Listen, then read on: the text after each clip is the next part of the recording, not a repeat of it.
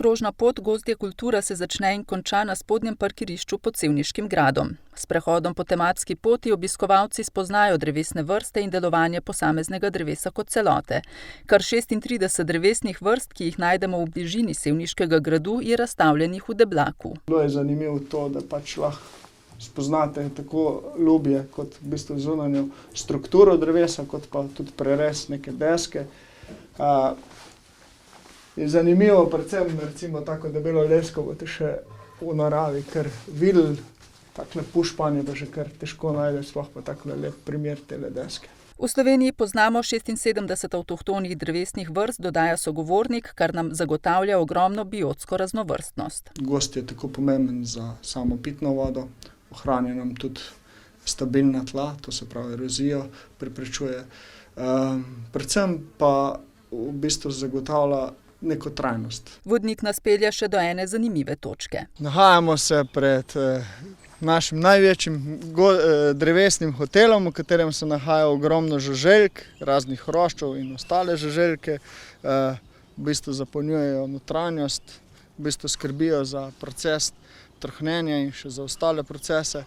Zraven imamo pa gozdni telefon. Danes v bistvu noben ne zna predstavljati življenja brez telefona, tako da tukaj imamo en zelo modern gozdni telefon, je na dotik in odlično deluje, tudi brez elektrike.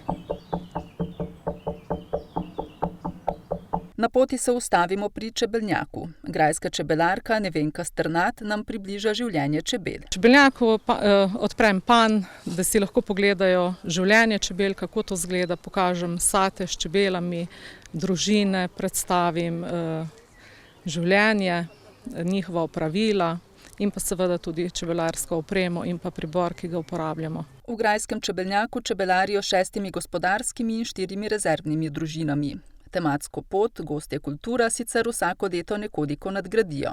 No, letos smo pa tudi to želeli pokazati, da imamo izzive še na drugih področjih, kot so čebelarske poti, ker tukaj se nahaja tudi čebelnjak.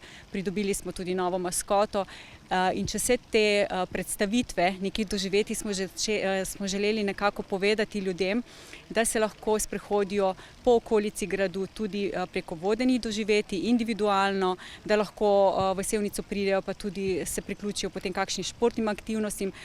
Skratka, želimo opozoriti na doživetja v Sevnici in širše. Ob Svetovnem dnevu zemlje so pripravili tudi nekaj virtualnih prispevkov, s katerimi so v soglasju z ukrepi, ki veljajo, skušali zadovoljiti širšo ciljno skupino.